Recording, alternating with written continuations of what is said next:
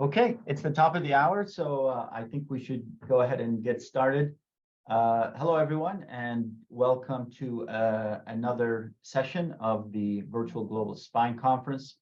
My name is Ali Baaj from the University of Arizona. I'm excited to be here. I don't have too many opportunities to present myself here. We usually like to have guests and others join us, but today is one of those days in which I thought it'd be good to jump in and talk about what I consider a very important topic and subject for spine surgeons in general, perhaps a little bit more for myself and my colleagues in neurosurgery, because we just look at sometimes at some of these diagnoses from a different perspective.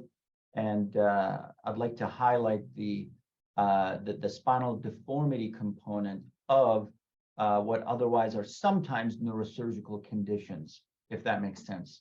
So again, it's a pleasure to be here today. As you all know, you're welcome to type in any questions or comments or thoughts in the chat box, and I'll do my best to address them.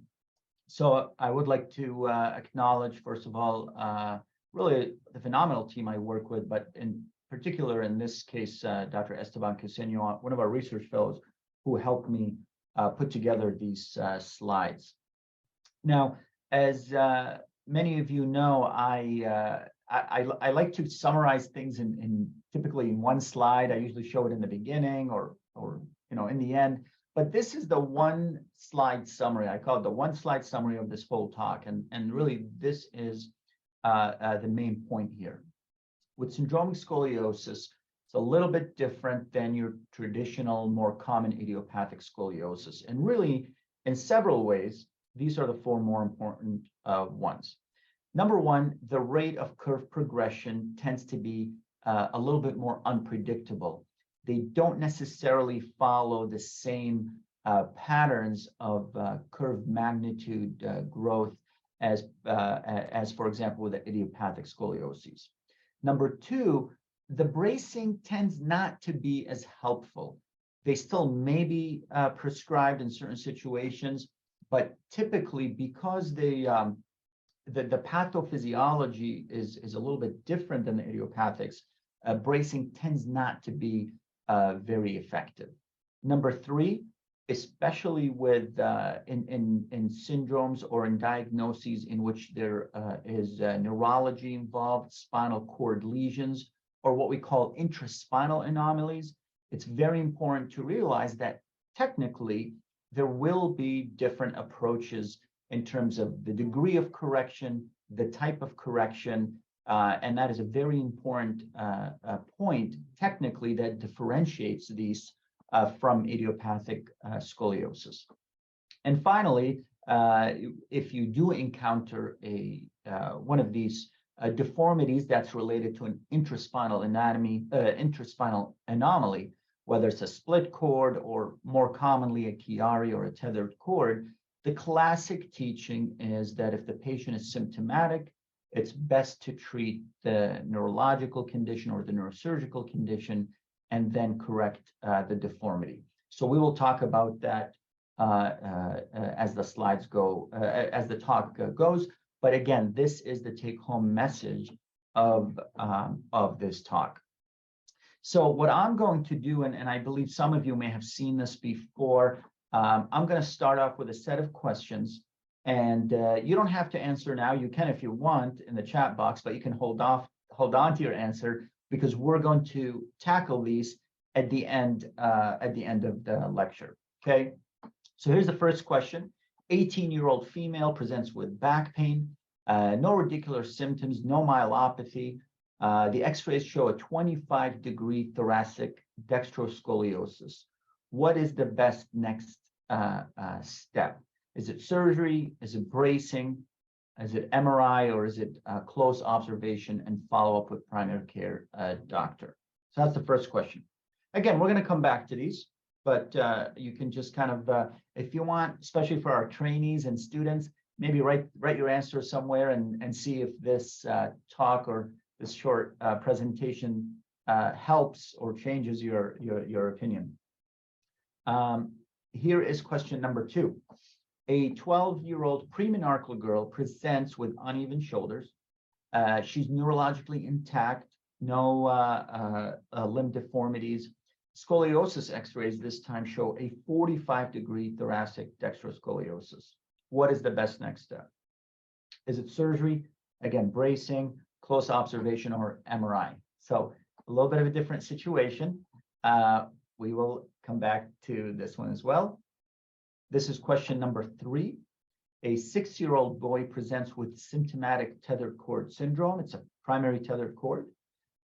Imaging shows a 25-degree thoracolumbar scoliosis.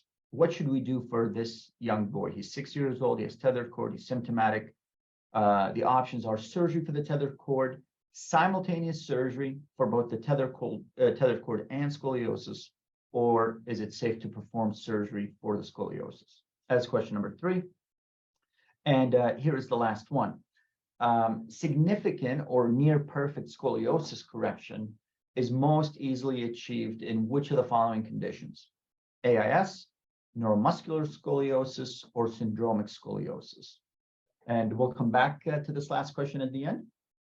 So I promised I would spend a little bit more time on the syndromes, which I will do, but I think it is quite important, especially for our trainees, just to get a refresher, a nice review or overview of some of the other types of scoliosis. So there are different ways of classifying adolescent and pediatric scoliosis.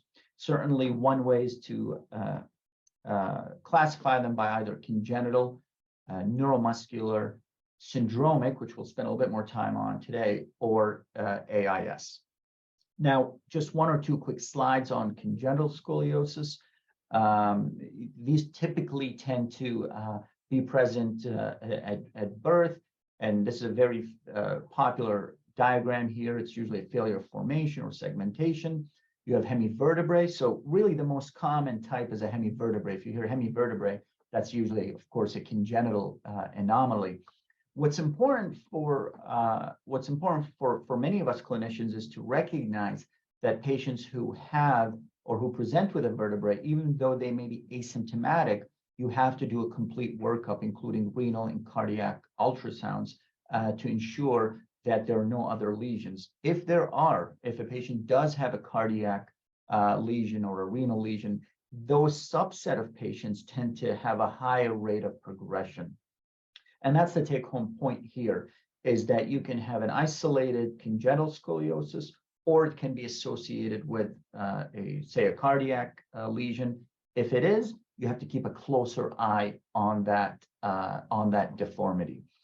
This is one of our recent patients, actually from last year, an adolescent, I believe he's 18 years old, who had a hemivertebra, was not treated at a young age, came with us for surgery with us. We did a good job correcting his kind of his coronal deformity. We could have done a little bit better job with reducing his kyphosis, but it would have been at the expense of a longer segment fixation with these. And these are the beautiful images by our former research fellow, Dr. Jose Orende. But what's critical about these hemivertebra is that if you're able to get to them sooner, before the patient is too old or before there's significant progression, you can go shorter and perhaps save levels and have a better outcome. So this young man probably presented a little bit late. Nevertheless, he's been very happy for the last year and a half or so. Again, I do have to put a few slides on AIS, just because this is the most common type of scoliosis that we're going to encounter in neurosurgery or orthopedic spine if you see adolescents. What is important about AIS is to know a couple of things. Number one, it's more common in females than in males. Number two, the big question, again, if you put your neurosurgery hat, is, well, do these patients need MRI or not? And I think and I know Dr. Selby is here, who's an orthopedic surgeon. He's much more well-versed in this than I am. I'm sure he'll pitch in later. The question is do these patients need an MRI or not? Do they need advanced imaging or not? The classic teaching is that if a patient comes in with idiopathic scoliosis, adolescent idiopathic scoliosis, There are no red flags, right? So it's a right main curve, not a left, no radicular symptoms, no myelopathy, reflexes are symmetric, no bowel bladder issues. The classic teaching is that an MRI is not indicated and treatment could be based on radiographs alone. And I will say that is probably still true. But I would also say, having interacted with many pediatric orthopedic surgeons as well as pediatric neurosurgeons who treat this, there is a paradigm shift or a slightly swing towards getting advanced imaging to not miss spinal anomalies. And that's a whole different discussion. We're not going to debate about this today, but the take-home message from this is if a patient is presenting to you with quote unquote idiopathic scoliosis, you still have to do a good job taking a good history, a good physical exam, and ensuring that they don't have an underlying syndrome or potentially intraspinal anomaly. And you know, you'd be surprised. Not all patients that are referred to you already have that diagnosis. Sometimes it's up to you. Again, the treatment is typically based on the Lenke classification system. The most important thing in treatment of AIS is to basically predict the growth and the growth of the curvature, the rate that this curvature will increase to determine when is surgical intervention important or indicated. I look at two things, again, very kind of a broad general overview of IS. If I see an adolescent that I'm evaluating for scoliosis, idiopathic, I take a look at two things. I like the risk grading scale. I think that helps us with some degree of validity to predict potential growth that is left and skeletal maturity. But this is perhaps a little bit more important for me personally, which is assessing the age or the time of menarche in females.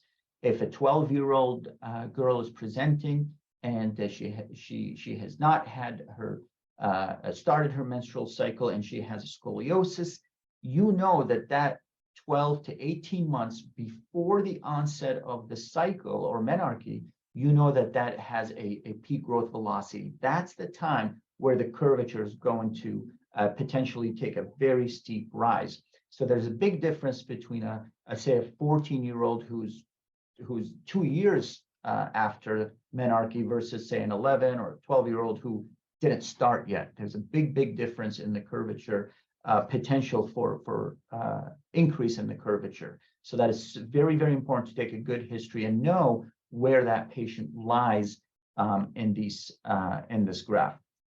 Operative management, you'll see mild variations of these. More or less, folks are in agreement within, I would say, 5, maybe 10 degrees. But I would say there's consensus that if the curvature is less than 25 degrees, we tend to observe. But it also depends if they're skeletally mature or skeletally mature. If they're skeletally mature, bracing is not going to do anything, right? They're already skeletally mature. But if they're skeletally immature and they fall between the 25 to, let's say, 50 degrees, bracing can be effective and should be trialed. Again, this is for idiopathic. We're going to talk about the syndromes in a minute or two. Now, if the curvature is greater than 50, this is where it becomes a little bit, there is some variability here. So if they're skeletally mature, but the curve is greater than 50, plus or minus surgery, depending what that magnitude actually is. So there is some variability there. If the patient is skeletally immature and the curvature is greater than 50, then you really have to entertain surgery. If depending on the age, it could be a definitive fusion versus growing basically non-fusion technology or growing rods or magic rods, whichever the choice is. So there are different algorithms for the treatments. For me, 45 to 55, those are the numbers that are really important to me. Somebody that comes in between 45 and 55, I really have to make a decision depending on how old they are, what the progression is, what the rate of the progression is, when's their last X-ray, and where they lie in that graph in terms of potential to further grow. So that's very, very important. And in general, this is very, this is very generic, but I think it's a key point, and it's intuitive. The larger the curve, the larger the magnitude of the curve, and the more skeletally immature the patient is, the higher likelihood they're going to need surgery. I think that is a very basic principle, right? You have an 8-year-old who has a 40-degree curve. At some point, that patient is going to need surgery, whether you start with growing rods or tether or whatever it is, they're going to need surgery.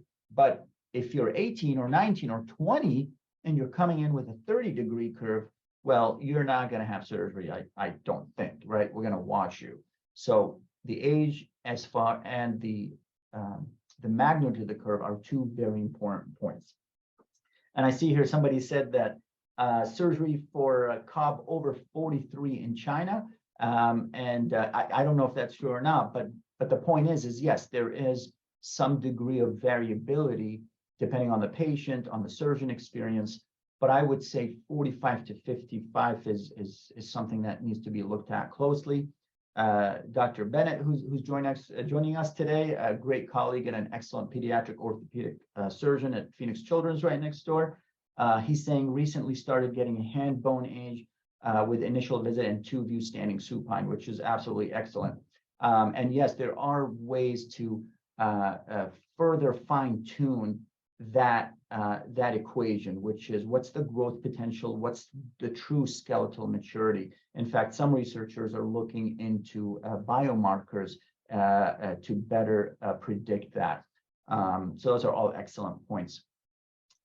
Mike Selby is one of the faculty here. He's saying lumbar over 40 or 35 with substantial coronal imbalance. Absolutely. When it comes to the lumbar spine versus the thoracic, probably need to intervene a little bit sooner, or at least have a little bit closer surveillance because there's so much potential movement there. This is not new to anybody. This is there's several techniques that we use intraoperatively for correction of scoliosis, particularly AIS. On the left is the traditional rod rolling, right? Rod rolling where you translate the spine over. But then in addition to that, you fine tune that a little bit with en bloc vertebral derotation and segmental derotation, as Dr. Michael Prim here on the right, our fellow, is showing. I do many of these cases with a really good colleague here who's a pediatric orthopedic surgeon, Dr. Ryan Miller. We have a great collaboration, and here he's showing Dr. Prim how to do these derotation maneuvers on the right. So they're really good surgeries. They're fun surgeries. And with AIS, you can really try to aim for that near perfect scoliosis correction because there's no underlying spinal anomaly. So there you go. I gave you the answer to one of the test questions. These are some of my cases from the past. One with a little bit more mild curve, but was having progressive back pain, and one with a much larger double major curve, which with a very low implant density, actually, we were able to get a very, very good correction. Probably would have done things a little bit differently now, and maybe even gone to L3 instead of L4. But the UIV and LIV and AIS is a completely different topic, and we're not going to go into that today. Again, these are great surgeries, fun, very, very fun surgeries. Sometimes you can, you have to be careful. This patient here who had AIS surgery actually in another country several years ago. She presented to me here on the left with significant shoulder imbalance, and I'll show you the X-ray. She had some broken screws and both PJF and DJF, and we took her to surgery to correct that problem. We did a little bit better with the shoulders. Didn't get a great reduction in the rib hump there and the scapula, but she came in with some broken screws at the bottom. And increased curvature, and unfortunately we had to extend a little bit above and below. So those, you really have to be thoughtful. You have to be very thoughtful about your UIV and your LIV so you don't create an iatrogenic problem. But again, I felt that was really important refresher for everyone, especially our neurosurgical trainees. AIS is common, you should be able to have a basic understanding of the evaluation and management. Let's shift gears a little bit and focus in on 2 or 3 syndromes that we see a lot as neurosurgeons. Certainly CHIARI is a big one. CHIARI malformation is a very common presentation in some of the patients we see, and up to 20% of patients can have related scoliosis. So if you're a neurosurgeon who is evaluating patients with CHIARI, regardless whether you're a spine surgeon or not, I would highly recommend and suggest that you take an additional history or do an additional physical exam to ensure that they potentially do not have an undiagnosed scoliosis. So what's critical here is that if a patient has a CHIARI, there's a chance they're going to have a scoliosis. If they have syringomyelia or let's say a syrinx and a long-standing syrinx, that increases the chance of having scoliosis. And there are different hypotheses why that happens, related to the innervation, related to just basically a dysfunction of the motor cells in the spinal cord. But the bottom line is there is a very close connection. And of course, the obvious question here is, well, what do you do first? Do you do the CHIARI decompression or do you do the scoliosis correction?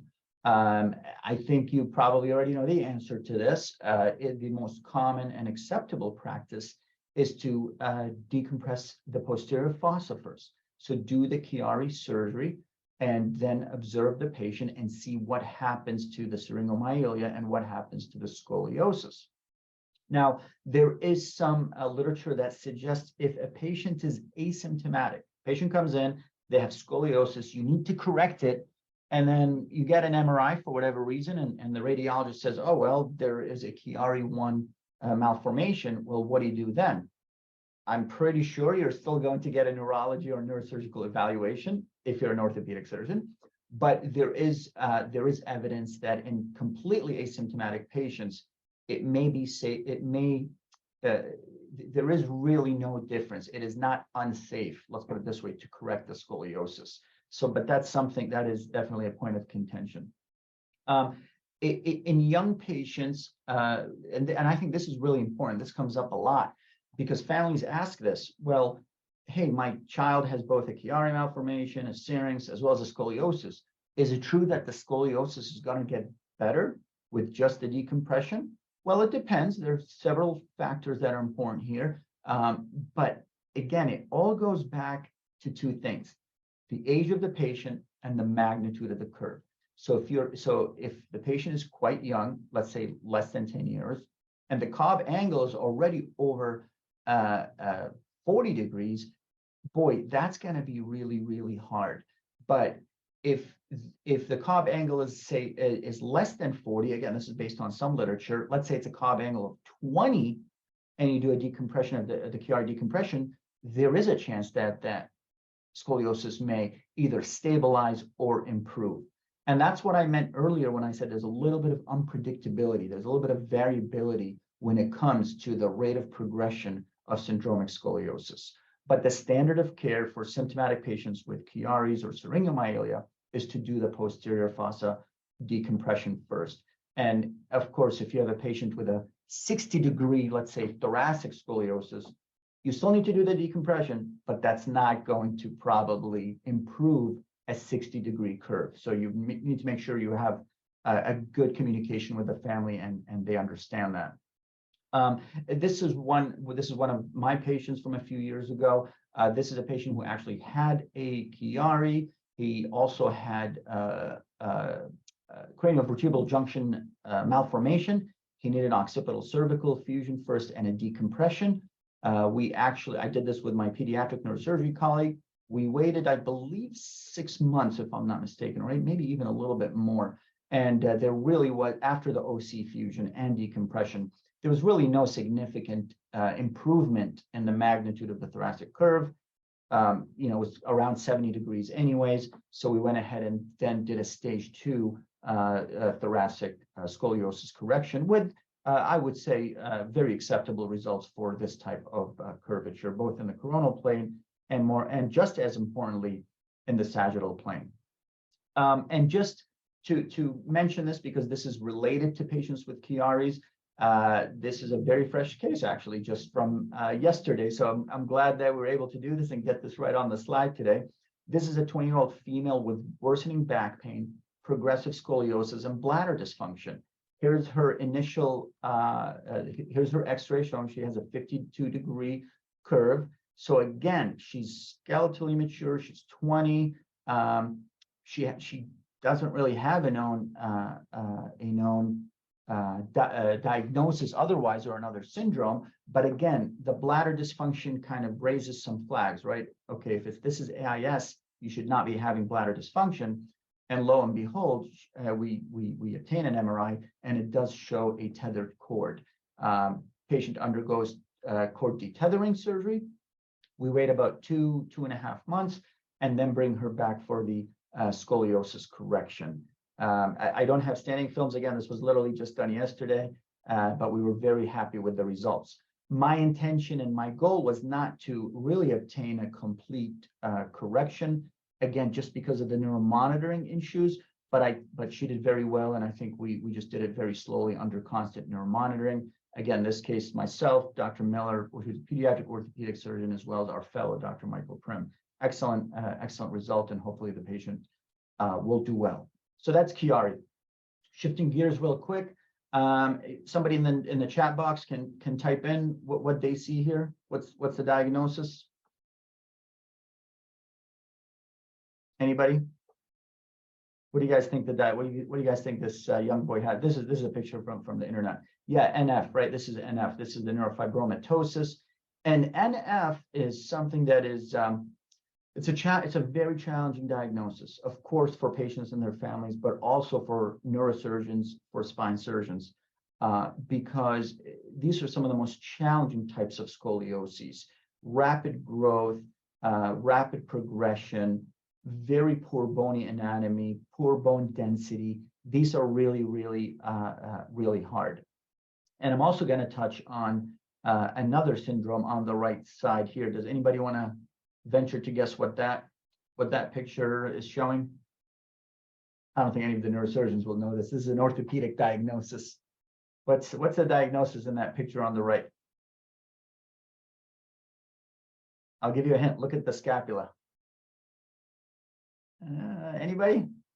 So this is, yeah, well, of course, Dr. Bennett is going to get it. Yeah, very good.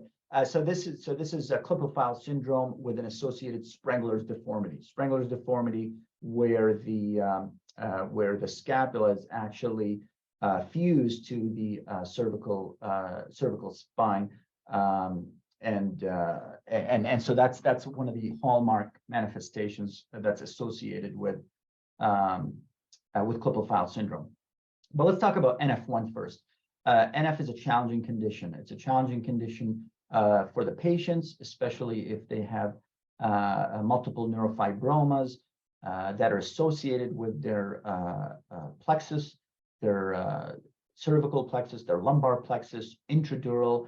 But here, what we're concentrating on is the spinal column. And approximately 50% of patients with NF1 will develop severe orthopedic complications, with scoliosis being one of them. Now, as far as the spinal column issues, there are two types of curves: the dystrophic and the non-dystrophic. We kind of like the non-dystrophic ones, right? Because the bony anatomy is more normal, the rate of progression is a little bit more manageable.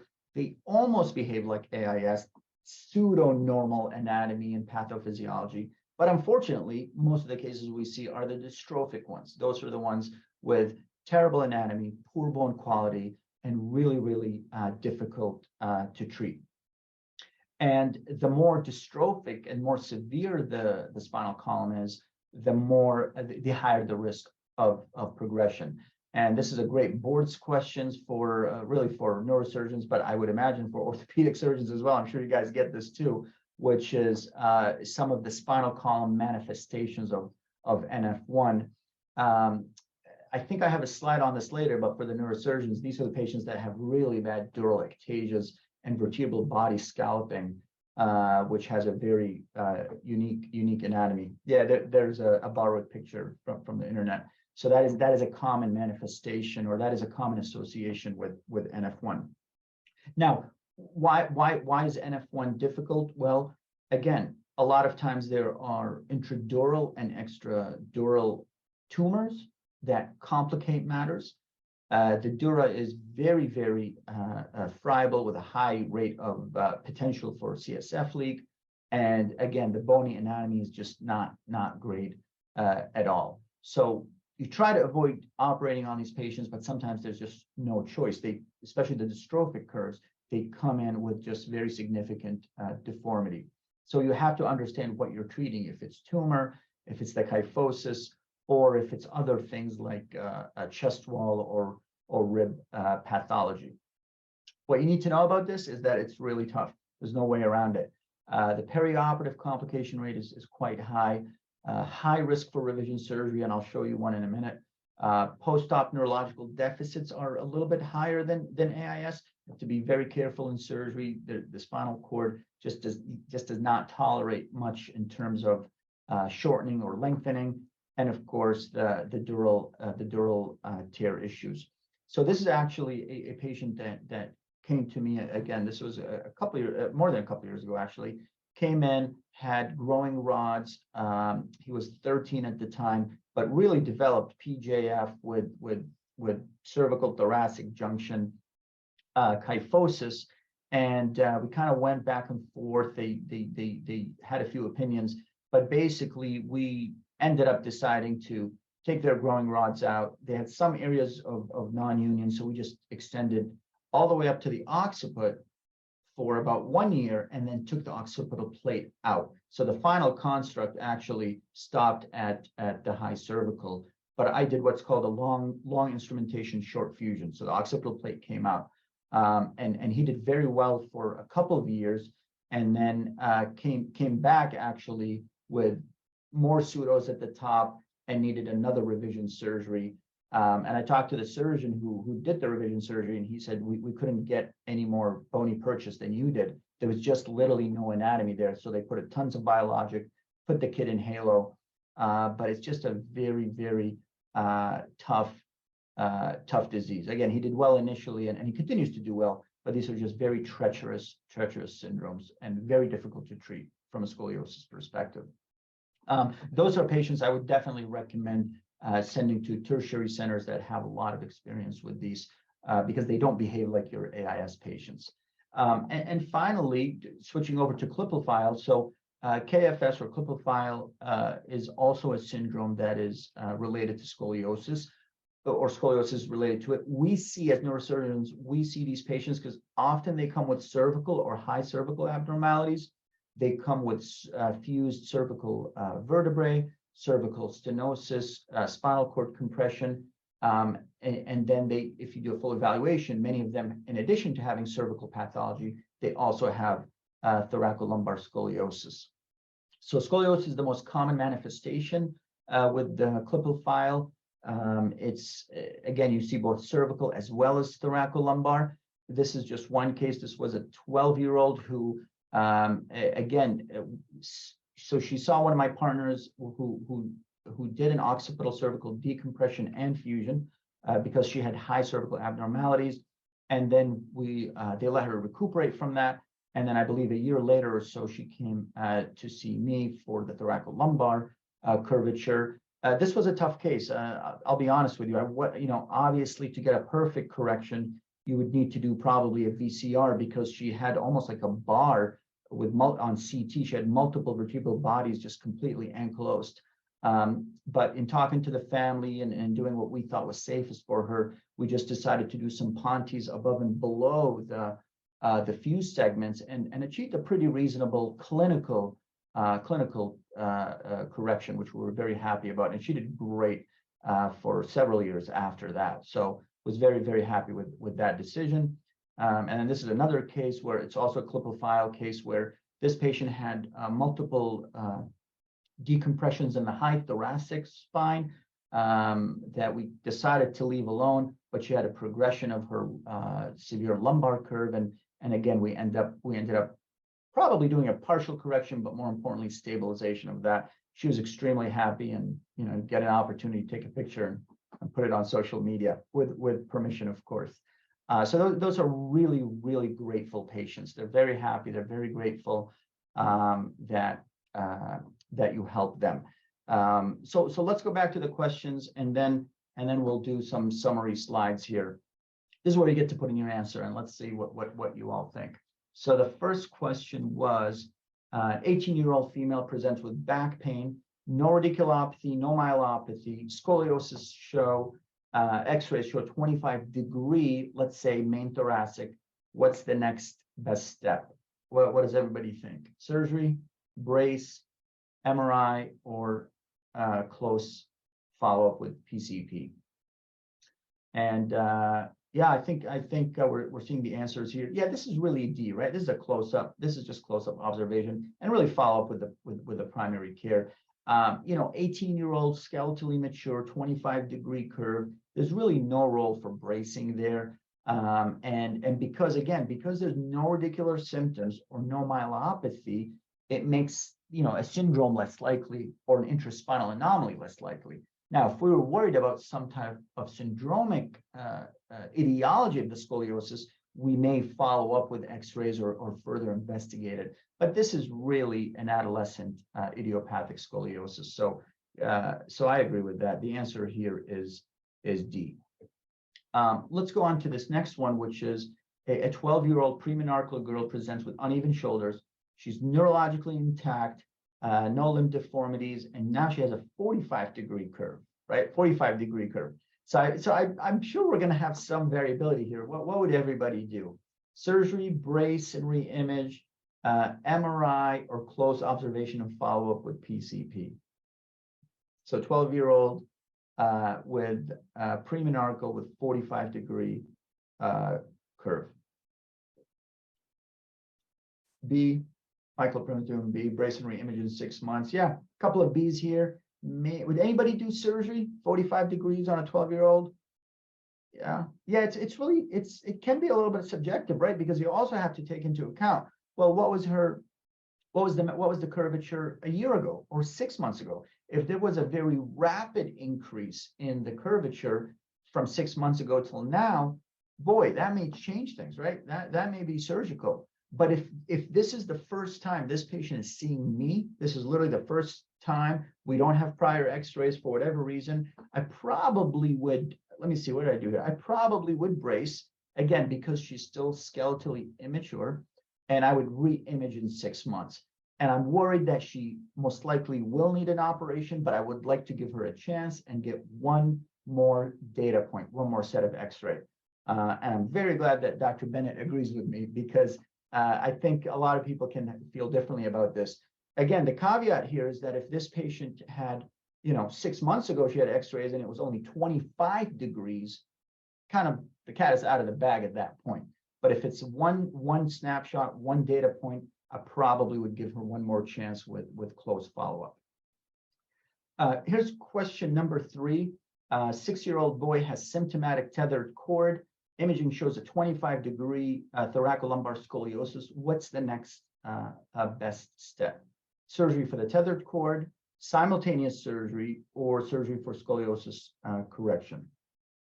And I'm glad that most everybody is putting A here, which really, if somebody has a symptomatic CHIARI or a symptomatic tethered cord, that should be dealt with first.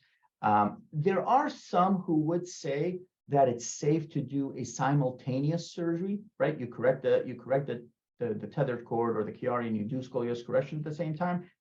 Would not be my strategy, that's for sure. I think it's good to let patients recuperate, see what their neurological function is. And certainly in this case, again, 25 degrees, you don't know. I mean, that he actually may get better. He may get better when you release that tethered cord. So this is somebody that would need follow-up. But probably the inaccurate answer here would be, just to do the scoliosis correction and then watch the tethered cord, right? Nobody's going to do that. Oh, I gave it away. Question number 4, which this is an easy one. Significant and near perfect scoliosis correction is most easily achieved in AIS, neuromuscular, or syndromic. You know, again, it all goes back to what are the goals of the surgery? What is the likelihood of you know, what's the pathophysiology? What is the neurological and functional reserve of the spinal cord?